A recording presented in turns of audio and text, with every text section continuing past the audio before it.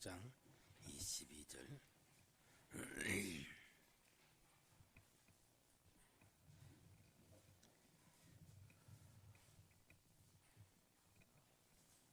내 눈은 몸의 등불이니 그러므로 네 눈이 성하면 온몸이 밝을 것이요 눈이 나쁘면 온몸이 어두울 것이니 그러므로 내게 있는 빛이 어두우면 그 어두움이 얼마나 하겠느뇨. 오전에 봉독했던 말씀입니다. 눈은 몸의 등불입니다. 인류 최초의 실족 사고는 하와가 보아서는 안 되는 금단의 열매를 바라봄으로써 일어났던 것입니다. 창세기 3장 6절에 보지 말아야 될 선악과 나무를 바라봄으로 인류 최초의 실족 사고가 발생이 되어졌던 것입니다. 또 이러한 실족 사고를 회복시키는 인류 구원의 역사도 예수 그리스도의 십자가를 바라봄으로 가능해지게 된 것입니다. 참 아이러니하죠, 그죠? 선악과 나무를 바라봄으로 인류의 실족 사고가 발생했고 그 실족한 자리에서 회복시키는 것도 예수 그리스도 십자가를 바라봄으로 회복이 되는 것입니다. 민수기 21장 9절에 보면은 그때 불뱀에 물렸을 때 광야 사막에서 모세가 높은 장대에 구리로 뱀을 만들어 달아가지고 놋뱀을 바라보라. 그 놋뱀을 바라본 자들이 다 불뱀의 독에서 낫게 된 거예요. 요한복음 3장 13절, 14절, 15절에 보면은 그 모세가 들었던 그 놋뱀은 바로 예수 그리스도 십자가를 미리 보여준 것입니다. 이와 같은 사실은 눈이 얼마나 소중한 것인가를 새삼 우리에게 일깨워주고 있습니다. 본문 말씀에 예수님께서는 눈을 가리켜 몸의 등불이라고 비유하고 있습니다. 성경에는 신앙 상태를 나타내는 기준을 눈과 관련해서 설명한 것이 몇 군데 있습니다. 눈을 신앙 생활과 관련시켜서 설명하고 있는 몇몇 성경 구절을 우리가 보면서 우리의 현재의 신앙을 한번 점검해보는 시간이 되면 좋겠습니다. 첫째로는 영안이 어두워지지 않도록 우리가 애를 써야 됩니다. 힘써야 됩니다. 민수기 22장 23절에 보면은 부돌 사람 발람이라고 하는 선지자가 돈에 눈이 어두운 나머지 자기를 죽이려고 다가오고 있는 여호와의 사자조차 보지 못함을 기록하고 있습니다. 타고 가는 나귀는 짐승은 그걸 보고 길에서 밭으로 피해 들어가는데 선지자인 발람은 영안이 하도 어두워지고 탐욕에 눈이 멀어가지고 그 여호와의 사자를 보지를 못하고 있는 장면이 기록이 되어져 있습니다. 또 열왕기하 6장 17절을 보면은 위대한 선지자 엘리사의 사환이 대선지자의 비서실장과 같은 중요한 위치에 있으면서도 자기 눈앞에 있는 불말과 불병거조차 보지 못하고 적군에 포위된 것에 두려워서 사시나무 떨듯이 떨고 있는 장면을 보게 되는 것입니다. 반면에 초대교회의 최초의 순교자였던 서대반 집사는 순교를 당하는 그 순간에도 예수께서 보좌에서 일어서시는 장면을 보았다고 했습니다. 사도행전 7장 59절에 보면, 자, 이와 같은 사실들은 영안이 닫혀진 사람과 영안이 열린 사람의 차이를 우리에게 보여주고 있습니다. 예. 영안이 닫히니까 엘리사의 사환처럼 여호와의 군대가 적의 군대보다 비교할 수 없는 불말과 불병거들이 자기들을 지키고 있는 걸 못 보니까 적의 군대를 보고 두려워 사시나무 떨듯이 떨고, 선지자라는 사람이 자기를 죽이려고 하는 여호와의 사자가 칼을 들고 와도 타고 가는 짐승은 보는데 선지자는 눈이 어두워서 못 보는 거예요. 탐심의 눈이 어두워가지고. 예. 그러나 스데반은 순교에 돌을 맞아 죽으면, 예? 그 자리에 이르면서도 하늘을 우러러보면서 그 영안이 열리니까 영적 세계가 환히 보이고 주님이 기다리는 모습이 보여졌던 거라고 말이죠. 예. 영안이 일단 닫힌 사람은 정말 봐야 할 것을 보지 못합니다. 반면에 영안이 열린 사람은 하나님께서 일으키시는 역사를 보게 되는 것입니다. 그래서 사도 바울은 고린도전서 2장 13절에 신령한 일은 신령한 것으로 분별한다고 말씀하고 있습니다. 그러므로 성도들은 다른 것은 몰라도 항상 영안이 닫히거나 흐려지지 않도록 세심한 신경을 써야 됩니다. 때로는 기도로, 때로는 말씀으로 영안을 유리알처럼 닦아서 우리 영안이 밝아야 돼요.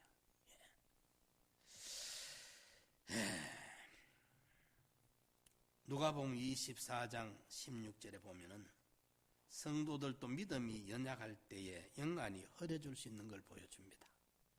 엠마오로 내려가던 제자들이 함께 가면서 말씀을, 그 은혜로운 말씀, 권위 있는 말씀을 들려주고 있는 예수님을 못 알아봤던 거예요. 낙심하고 이제는 낙향을 하면서 주님이 함께 저들과 걸어가면서 그 복음을 일깨워줘도 주님인 줄은 몰랐던 거예요. 나중에서 그분이 우리 주님이었구나 알게 됐던 것입니다. 요한복음 9장 40, 41절에도 보면은 영적 소경이 진짜 불쌍한 소경인 것을 성경 우리에게 말씀해 주고 있습니다. 바리새인들을 말하는데, 소경이 되었다면 죄가 없으려니와 본다고 하니 죄가 있다, 그대로 있다. 차라리 우리가 눈이 어둡다고 인정하면 되겠는데, 딴에는 저거들이 잘 믿는다고 바리새인들이 설쳐서 왔는데 주님 보시기에는 너무나도 엄청나게 죄를 짓고 있었던 거예요. 그들이 아는 지식을 가지고 구약 율법을 가지고 안다고 하는 그게 하나님과 천리말리 먼 자리에 있었다는 것입니다. 신앙은요, 참 난 놓고 기억자가 몰라도 얼마든지 알고 바른 길을 찾아갈 수 있도록 하나님의 지혜가 그렇게 우리를 쉽게 인도를 하십니다. 예. 그런가 하면은 이 진리의 그 오묘함이 청량할 수가 없습니다. 예. 이 진리를 우리가 제대로 좀 깨달아야 돼요. 뭘 모르고 설치사점하고 부디 벌로 날뛰지 말고 좀 진리를 제대로 알아야 돼요. 여러분들, 이 진리를. 제가 그 설교를 이제 처음 목회를 했을 때 목사님이 설교는 예술이다 하는 그 말을 듣고 충격을 많이 받았어요. 진리가 어찌 예술이 될 수 있느냐. 어린 내가 유치하니까 그게 이해가 안 된 거예요. 우리 목사님 같은 저런 분이 어떻게 이렇게 속된 말을 하는가 싶어가지고 그게 내가 이해가 안 됐던 거예요. 정말로 예술이라는 그 말이 예술입니다. 구미내가 개척을 하면서 처음 가서 이사를 딱 하고 목사님 구미에 이제 도착했습니다. 전화를 드리니까 보고 전화를 드리니까 목사님이 저보고 하는 말씀이 사이다 설교를 해라. 사이다 설교가 무슨 설교인지 압니까? 사람들 귀를 즐겁게 하는 설교를 해주라는 말입니다. 그 사람들이 전부 그걸 좋아하는 사람들이니까 그 사람들 알아요. 목사님 그때 한 8사람 출발하죠. 그러니까 그들에게 사이다 설교를 해주라는 겁니다. 그때는 그래도 이제 좀 목회를 하면서 충격을 덜 받았는데 처음에 설교는 예술이라는 말이 참 제가 그때만 해도 이해가 안 됐었어요. 우리 교단에는 운영위라는 게 있습니다. 그 교훈위, 재정위, 목회위, 행정위, 경제위. 87년도에 우리가 처음으로 운영위를 그때 이제 만들었습니다. 87년도. 그때 제가 교훈위원회 제가 들어갔습니다. 제일 어리죠. 그때는 내가 39, 9 될 때인데. 그때는 다 신도범 목사님, 백태영 목사님, 송영조 목사님, 백영진 목사님, 이재수 목사님 다 계실 때입니다. 여러분들이 좀 안심하고 들어도 제가 그렇게 이탈을 안 할 겁니다. 여러분 너무 걱정하지 마십시오. 목사님이 그거는 인정을 해 주셨습니다. 그 교훈은 인정을 해 주셨습니다. 그렇다고 내가 자만은 하지 않습니다. 이 진리의 오묘함. 그렇기 때문에 제가 우리 어디에 가서도 설교를 다른 교단에 제가 서울에 와서는 외부 활동을 좀 했지 않습니까? 재작년부터는 딱 뒀습니다. 안 하는데 어디 가서도 말입니다. 설교할 기회를 받으면 담대하게 청가합니다. 내가 영적으로 교훈적으로는 내가가 아니라 받은 스승의 은혜로 받은 게 있기 때문에 어떤 자리에 갖다 놔도 너가 초등학생들 앞에 고등학생, 대학생이 그 설교하는데 뭐가 걱정되겠어요? 떨릴 게 뭐가 있습니까? 그 긍지가 있습니다. 내 안에. 사람이 보면 교만하다 할란지 모를 만큼 내 안에 긍지가 있습니다. 그러나 내가 모르는 대충 어렴풋이 전가하지 않습니다. 그거는 목숨같이 여깁니다.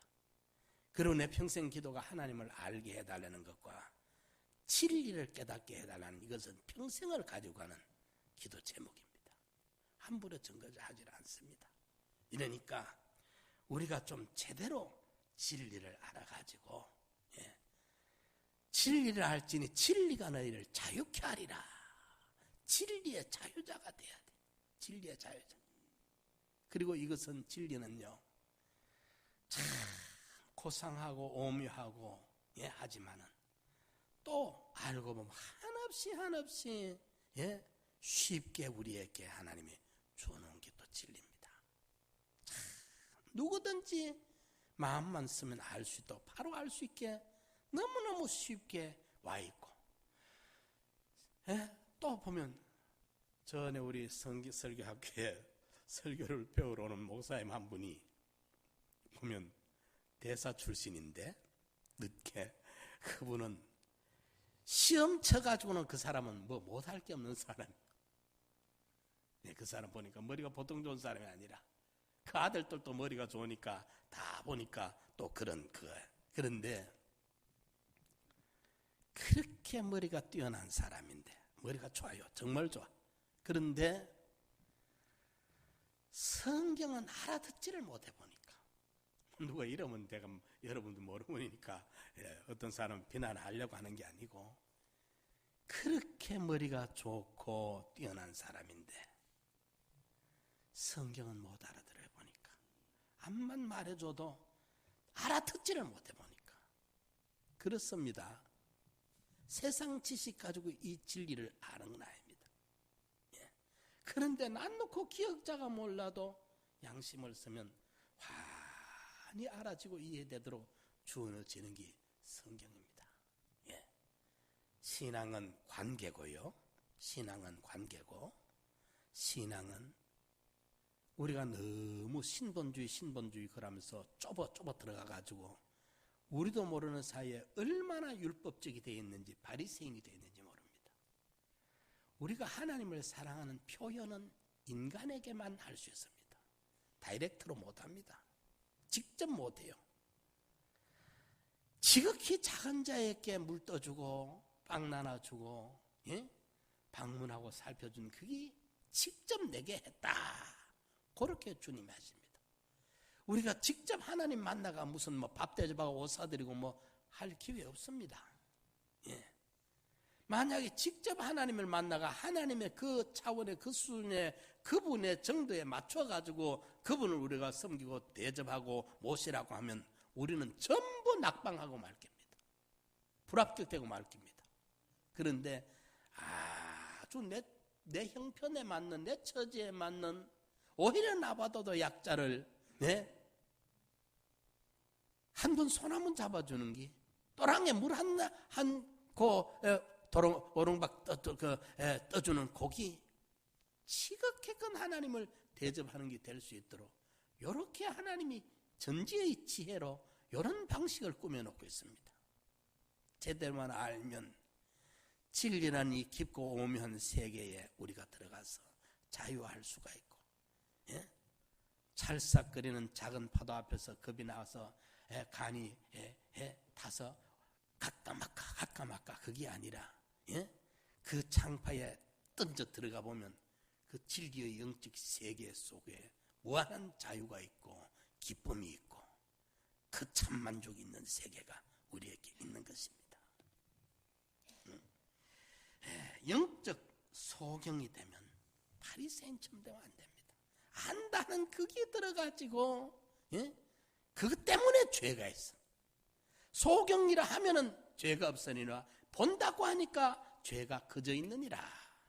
그렇게 요한복음 9장 40, 41절에 말씀을 했습니다. 우리는 영안이 어두워지지 않도록 우리가 애를 써야 돼요. 말씀으로, 기도로. 그 다음에 거룩한 눈물이 우리에게 마르지를 않아야 됩니다. 거룩한 눈물이 마르면 안 돼. 성도의 신앙생활에는 거룩한 눈물이 마르지 않아야 합니다. 다윗은 밤마다 눈물로 침상을 띄우고 요를 적신다고 시편 6편 6절에 말씀했죠. 예레미야는 망해가는 조국을 바라보면서 밤새도록 애곡하고 눈물이 뺨을 흐른다고 예레미야 애가 1장 2절에 말씀합니다. 저도 이 마음에 사실은 찔려요. 이런 말 하기가. 우리가 지금 나라가 정말 위기입니다. 그래서 저는 지난 토요일도 이게 무슨 일이 생길란가, 촛불 집회한다는 게 그게 참 걱정이 태산 같아서 또 뉴스를 켜보고 또 뉴스를 켜보고, 만약에 어쩌다 그만 막 군중 심리라는 게 그 불이 어디로 튈지 몰라. 이게 청와대로 가자 해가지고 그만 따라 나서다가 경찰과 부딪혀가지고, 예, 사람 하나 다쳐버리면 걷잡지를 못해. 전에 작년에 과격 시위 때 물대포에 쓰러진 그분 어제 장례 치렀잖아요. 그거 보십시오. 예. 이런데 그때는 그때인데 지금은 그 무정부 상태와 마찬가지입니다. 어쩔 줄, 만약에 막 청와대로 밀어닥치면 경찰로가 그걸 감당 못하면 어찌해야 됩니까? 나중에는 계엄령 선포해야 되지. 군대가 나와 막아야죠. 안 막으면 됩니까 또? 그래 되면 그걸 어떻게 걷잡을 겁니까? 참 그래도 걱정인데 그나마 잘 지나가지고, 저는 어제 저녁에도 일부러 늦게 또 틀어보고 또 틀어봤어요. 혹시나 그 사람들이 행진한다다가 또 과격하게 그만 치우칠까봐. 그런데 그러다 보니까 조용히 그 충돌을 해주니까 저 시위하러 나온 사람들이 고마워요. 보니까 우리가 나라를 위해서, 민족을 위해서 기도해야 됩니다. 예. 나라 없으면요, 우리 구원 이루기 참 곤란합니다. 피난 다니면서, 쫓겨다니면서, 서름 받아가면서. 예? 제가 그 심양에 처음 갔을 때 제일 먼저 느낀 게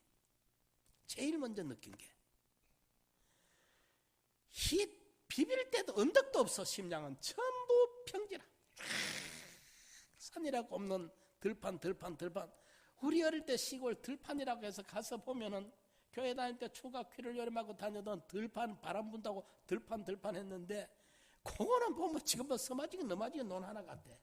심양 가보면요, 밑도 끝도 없이 차를 몇 시간 달려도 산이 안 보이는 그게, 예? 끝없는 들판이거든.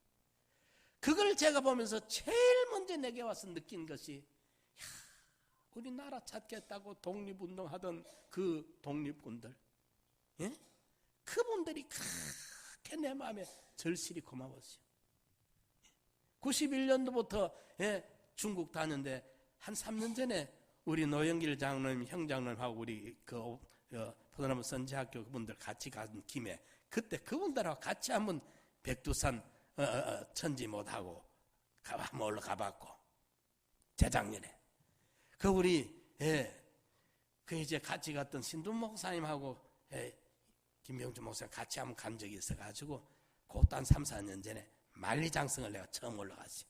만리장성 처음 올라가서 내 속에 불같이 화가 치밀어 오르는 게, 돌이 없는 산에다가 그렇게 큰 아름드리 돌들을, 그것도 백덩이, 천덩이, 만덩이가 아니라 그걸 옮겨다가 거기에 성을 쌓았던 그 황제 진시황, 악한 인간이라는 게 막 얼마나 많은 사람이 죽어야 합니까? 예? 얼마나 죽으면 돌 성 샀다가 성이 몇몇여 되잖아요. 차라도 다닐 수 있는 그런 성곽인데, 거기에다가 사람이 일하다 죽으면 그 위에 덮어버, 그거 놓고 돌 얹어보 또 쌓는 거예요. 무수한 사람들이 거기 파묻혀 죽도록 하면서 한 인간들의 자기의 왕권을 지키겠다고 그렇게 엄청난 말장상, 그게 그 인간 나한테 붙으려면 막 어찌하고 싶을 만큼 화가 나더라. 그 첫 느낌이 내가 그랬어. 다른 사람은 만리장성을 어떻게 보는 거면, 나는 그걸 보면서 화가 치밀어요. 한 인간이 자기 욕심을 위해서 수많은 사람들의 등골을 뺏겨가지고 이 산골짜기에 와가지고 보면 돌도 없는데 그 딴 데서 다 돌을 잘라와야 돼. 그 어찌 잘라다 날란지 모르겠어. 요즘 같은 중장기가 있을 때도 아닌데 말이죠. 네, 그렇습니다. 우리가 예레미야는 참 나라와 민족을 위해서 얼마나 간곡하게 기도했습니까? 울며 불며 기도했거든. 느헤미야가 자기가 포로 2세입니다. 태어나지도 않았던 조국,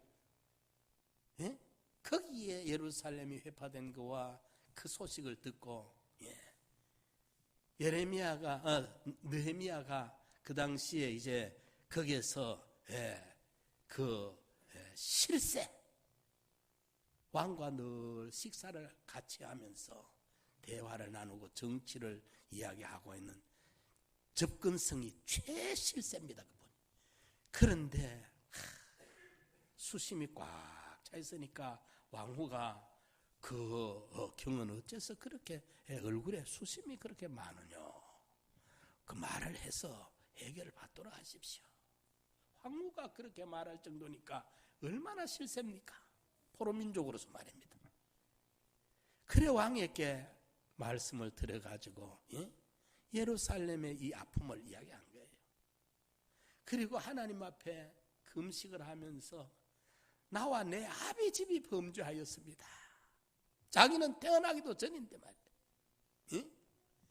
이러니까 민족을 어깨에 짊어지고 하나님 앞에서 책임을 내가 짊어지고 네 탓이 아니고 내 탓입니다 하면서 울부짖을 때 그 눈물을 보고 하나님이 감동을 받으시는 거예요. 부모는요, 자식이 울면 꼼짝 못합니다. 자식이 닭똥 같은 눈물을 뚝뚝 흘리는데 무정할 부모가 있습니까? 그는 부모가 아니죠. 그는 뭐 정신이 뭐 이상하든지 정신이 돌았든지 하지, 부모라면 자식의 눈물 앞에 가만히 있을 수가 없습니다. 혈육의 부모만 그런 줄 압니까? 하나님은 더 그렇습니다. 성경을 찾아보십시오. 거룩한 눈물을 흘릴 적마다 하나님은 감동을 받으시고 그 눈물을 씻겨주곤 했습니다. 하나님의 백성들이 하나님 앞에서 울부짖는 것을 하나님이 못 본 척 지나가지를 못하시는 분이십니다.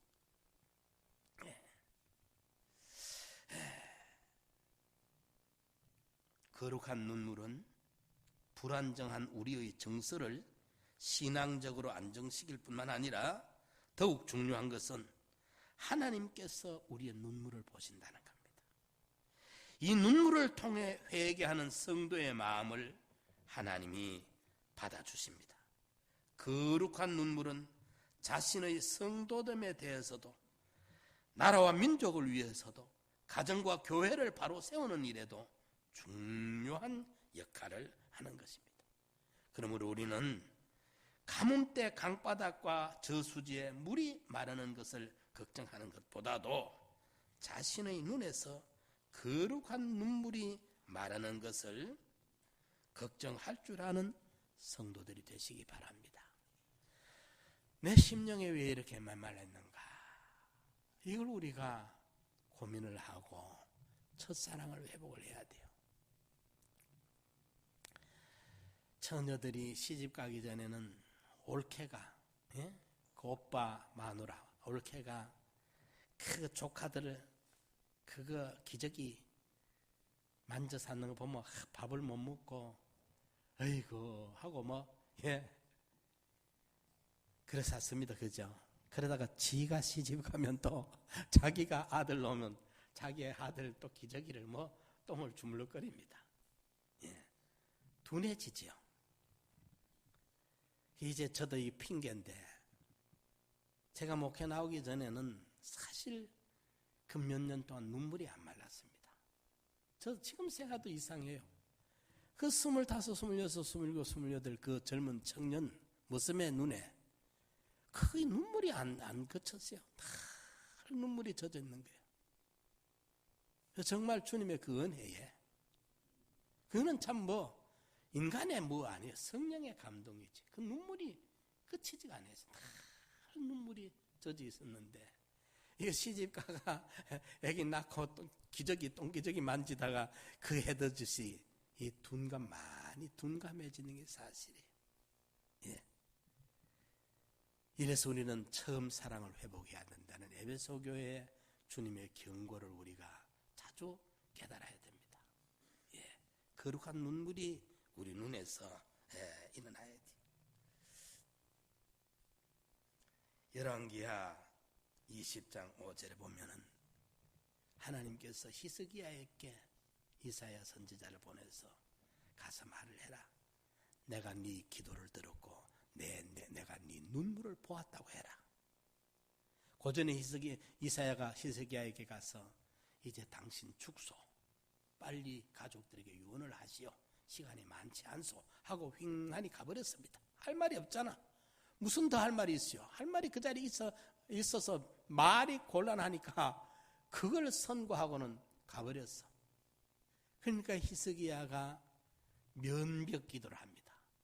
벽을 향해 얼굴을 돌아 앉아가지고. 그게 면벽이죠. 그게 무슨 뜻입니까? 세상과의 관계를 차단하겠다는 겁니다. 어디 인간에게 찾아가 누구에게 찾아가서 어떻게 해보려고 하는 마음을 다 잘라버리고, 살리면 하나님이 살려줘야 살고 하나님이 안 살려주면 죽고 하나님과 단판을 짓겠다는 그 마음이죠. 벽을 향해 돌아 앉아가지고 얼마나 심한 통곡으로 울부짖었는지 몰라요. 그러니까 하나님이 이사야에게, 이사야야 네가 이사야에게 돌아가거라. 가서 이 말을 전해라. 내가 네 눈물을 보았고 내가 네 기도를 들었고 내가 네 눈물을 보았다고 말을 해라. 그러면서 15년을 생명을 더 연장시켜 주마. 못 믿겠거들랑 해 그림자가 10도 뒤로 물러난 거로 증명해 주겠다. 그렇게까지 합니다. 그렇게까지. 자녀가 울면 부모는요, 그 울음을 달래기 위해서 온갖 방법을 다 쓰는 것처럼 우리 하나님이 그러신 거예요. 거룩한 눈물 말입니다. 예.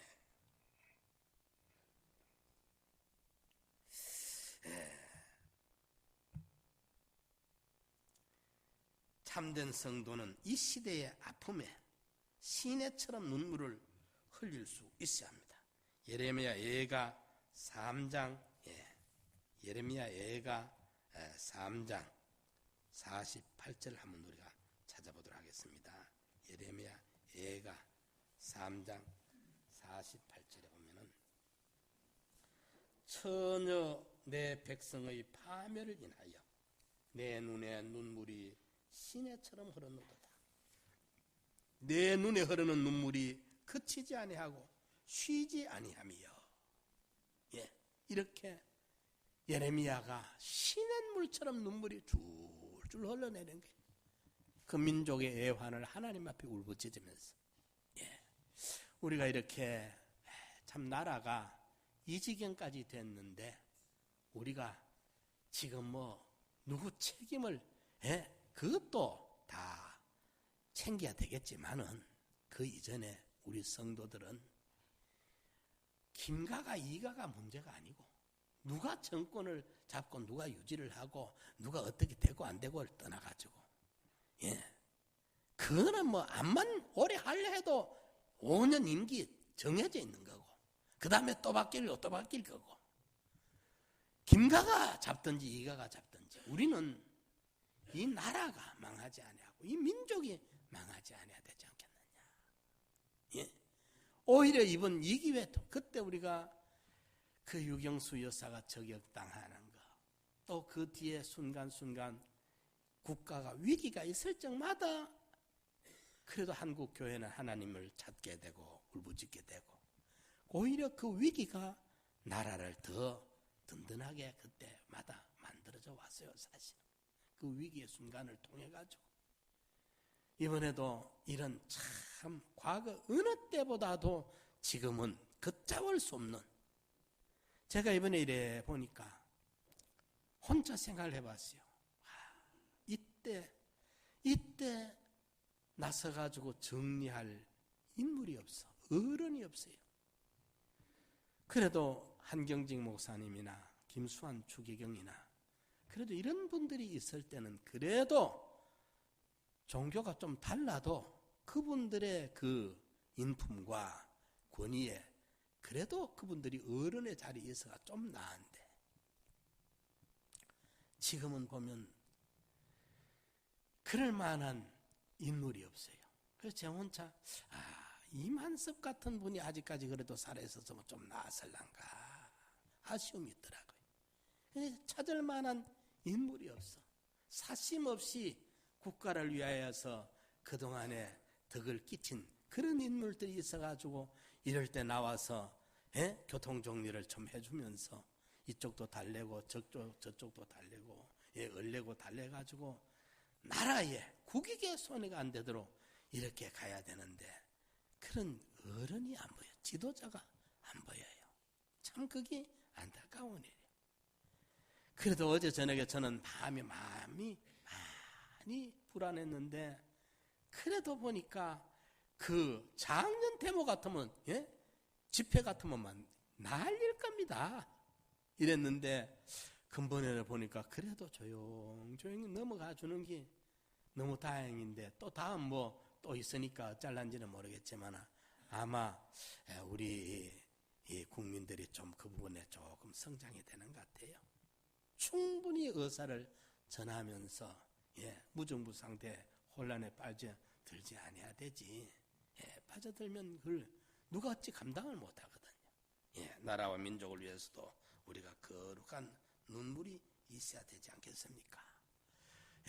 우리 예수님도 겟세마네 동산에서 심한 통곡과 눈물의 간구를 올렸을 때, 히브리서 5장 7절에 심한 통곡과 눈물의 간구를 올렸고 하나님을 경외하심으로 인하여 응답을 받으셨느니라.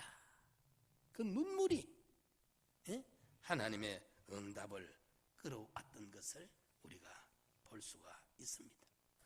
하나님은 성도들의 눈에서 흘리는 눈물을 씻겨준다고 이사야 25편 8절에 말씀하고 있습니다.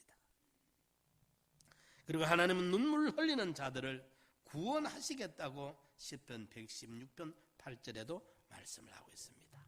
예. 우리 성도들은 거룩한 눈물을 회복해야 돼요. 눈물이 너무 메말라가지고 영적인 감동이 전혀 없고, 예? 아주 돌밭 같은 길바닥 같은 심령이 되어 있는, 예, 우리 마음을 어떻게든지 기경을 해서, 예, 거룩한 눈물이 마르지 않아야 되겠습니다. 세 번째로 교만하여 눈이 높아지지 않아야 됩니다. 예? 성도가 신경을 써야 할 것은 바로 눈높이 관리입니다. 눈높이 관리. 눈에도 높낮이가 있습니다. 눈이 높다는 것은 교만을 말합니다. 눈의 높이를 높은 곳에 두고 무엇이든지 아래로 보는 것을 말합니다. 그래서 남을 얕잡아 보게 되는 것입니다. 사람들은 자기가 조금 공을 세운다든지 혹은 잘난 것이 있다든지 하여간 무엇이든지 간에 조그마한 근거를 가지고 자기의 눈을 높여 두는 이들이 많습니다. 눈높이, 교만한 마음. 하지만 한 가지 분명히 알아야 할 사실은, 혹시 인간들은 그럴 수 있지만은 성도는 그렇게 하면 안 됩니다. 뭐가 조금 근거가 있다고 교만해지면 안 됩니다. 여러분, 제일 우리가 하나님 앞에 조심해야 될 것이 교만과 외식입니다. 하나님 앞에 윗선 이거 안 통합니다. 절대로 안 통합니다. 진실하게 고백하는 것이, 통회하고 자복하는 것이라야 되고, 그 다음에 교만하면 여지없습니다. 하나님은 교만을 봐주지 않습니다. 예? 그분이 그렇게 우리를 참아주고 기다려주시고 주홍 같은 죄도 진홍 같은 죄도 눈같이 양털같이 씻어주시지만은, 용서의 하나님이지만은 교만은 그분이 못 봐주십니다. 그렇기 때문에 우리가 교만에 빠질까 항상 조심해야 됩니다. 예, 교만해.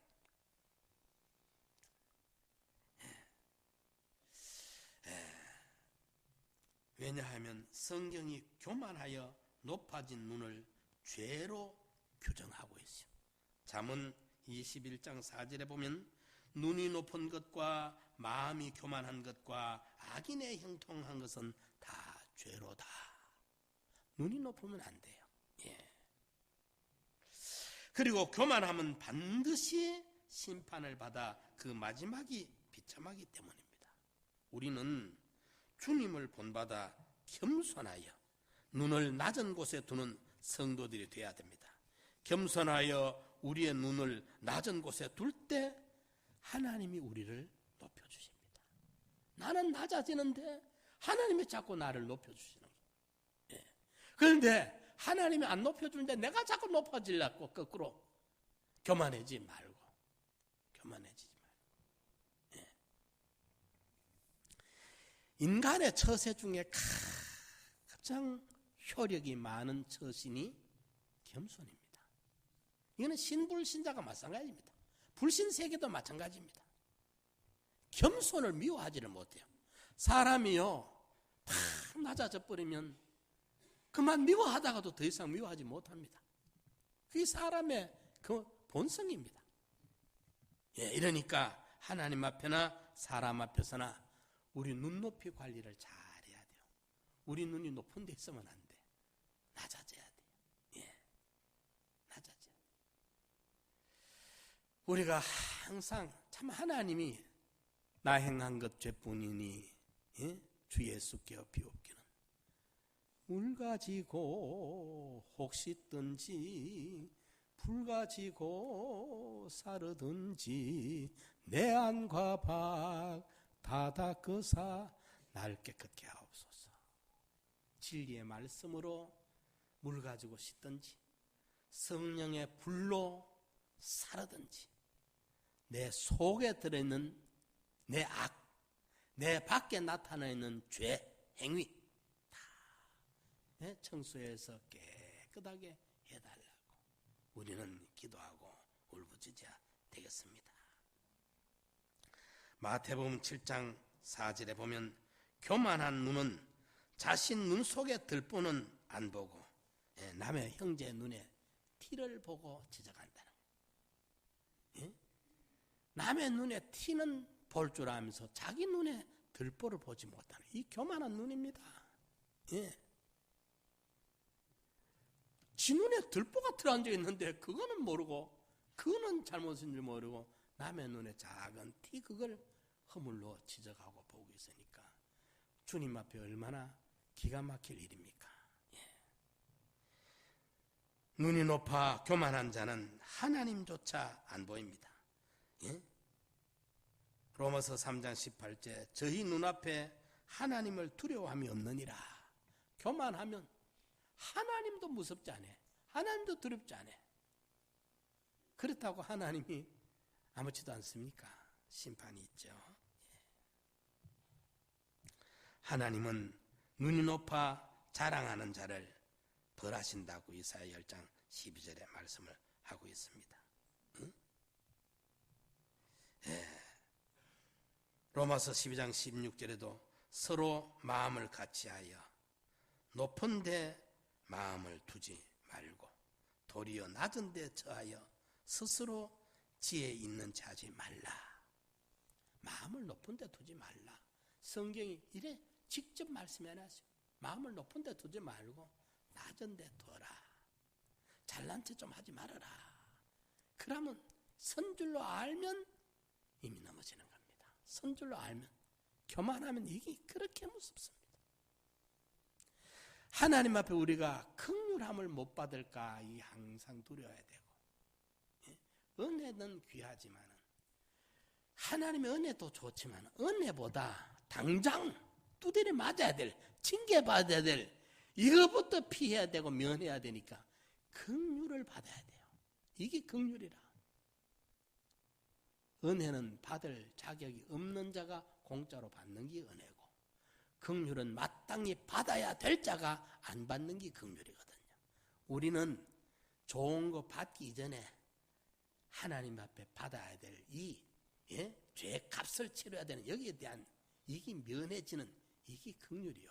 긍휼부터 우리가 받아야 돼요. 그래서 긍휼 없는 심판이 내게 적용할까 두려워 떨어야 됩니다. 허물 많고 죄 많은 우리가 아는 죄 모르는 죄, 그 지극히 거룩한 하나님 앞에 우리가 원리원칙이 적용돼 본다면 살아남을 자가 어디 있습니까? 우리의 말이, 우리의 행동이, 우리의 심보들이 말입니다. 긍휼이 여김을 받아야 돼요. 그분의 긍휼, 용서, 탕감을 말이죠. 이러니까 내가 긍휼 없이 인간들을 대함으로 하나님 앞에 긍휼 없는 적용을 내가 받게 되기 때문에 두려운 거예요. 우리 눈높이를 늘 조심해가지고 또 혹시나 이 교만이라는 게 얼마나 예민하게 우리한테 민첩하게 찾아 들어오는지 몰라요. 약간만 하면 요놈이 여기 그만 고개를 들고 교만이 찾아 들어오기 때문에 조심을 해야 됩니다. 항상 교만할까 조심을 해야 돼요. 잠언 21장 4절에도 한번 읽어볼까요? 잠언 21장 4절입니다. 눈이 높은 것과 마음이 교만한 것과 악인의 형통한 것은 다 죄다. 눈이 높은 것, 이 죄다 했어요. 우리가 눈이 높아지면 안 됩니다. 사랑하는 성도 여러분, 눈은 인체의 지극히 작은 한 부분입니다. 하지만 눈이 밝으면 온몸 전체가 밝고 눈이 어두우면 온몸 전체가 어둡습니다. 영적인 면에서도 마찬가지입니다. 이러므로 영적 실족 사고를 막기 위하여 영안이 어두워지지 않게 하여야 하고, 눈에 거룩한 눈물이 마르지 않도록 예레미야의 눈물, 우리 예수님의 눈물, 히스기야의 눈물과 같이 거룩한 눈물이 마르지 않도록 해야 하며, 눈이 높아져 교만하지 않도록 조심을 해야 됩니다. 육신의 눈을 우리가 얼마나 보호합니까? 그죠? 다른 것보다 눈을 제일 먼저 뭘 하나 가시라도 바람이라도 흙먼지라 불으면 눈이 제일 먼저 감지 않습니까? 그만큼 눈은 작은 지체지만 우리 몸의 백체 중에 그만큼 눈 졸지도 아니하시고 주무시도 아니하고 눈동자같이 보호한다 했지 않습니까? 우리 지체에 수많은 지체들이 있어도 눈만큼 소중한 게 없지 않습니까? 이러니까 우리가 육신의 눈을 보호하듯이 영안을 잘 보호도 하고 점검도 해서 영적인 세계가 확립되는, 영적인 눈이 어둡지 않고 영적인 세계가 확립돼가지고 눈이 성하면 온몸이 밝고, 저도 이 성하다 말을 이번에 찾아보기 전에는 그런 뜻인 줄 몰랐어요. 너그럽고 관대한 마음이 바로 성한 눈이라. 이걸 몰랐어. 그러니까 원어가 아니고는 해석이 우리가 안 될 때가 많아요. 이걸 알아야 돼. 보니까 우리말로 성하다 이 말이 관대하다, 너그럽다 이렇게 일반적으로 해석은 안 되잖아요.